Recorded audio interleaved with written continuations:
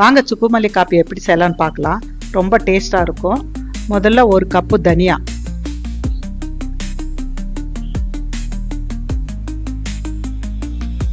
ஒரு ஸ்பூன் மிளகு, 4-5 ஏலக்காய், அதுவும் லைட்டாக வறுத்துக்கலாம்.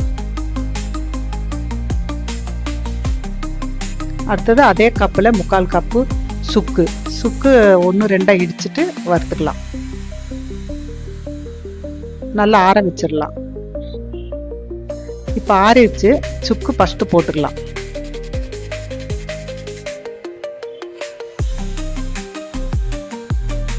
அரைச்சி தனியாக போட்டுக்கலாம். இப்போ தனியா, மிளகு, ஏலக்காய் 3 போட்டு பொடிச்சுக்கலாம். நல்லா நைஸாக அரைச்சதும் நம்ம எல்லாம் ஒன்றா சேர்த்து கலந்து இன்னொரு வாட்டி மிக்சியில் போட்டுக்கலாம்.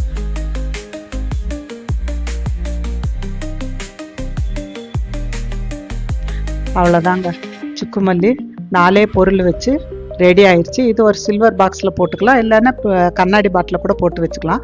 இப்போ எப்படி செய்யலான்னு பார்க்கலாம் வாங்க. ஒரு கிளாஸ் தண்ணிக்கு 1/2 ஸ்பூன் பவுட்ரு, 1 ஸ்பூனு வெல்லம். அவ்வளோதாங்க. நல்லா கொதித்ததும் நம்ம ஃபில்டர் பண்ணிக்கலாம். இது குடிக்கிறதுக்கு தொண்டைக்கு நல்லா இருக்கும், இதமாக இருக்கும், குளிருக்கு நல்லா இருக்கும், உடம்புக்கு நல்லா சத்தானதுங்க. நீங்களும் செஞ்சு பார்த்துட்டு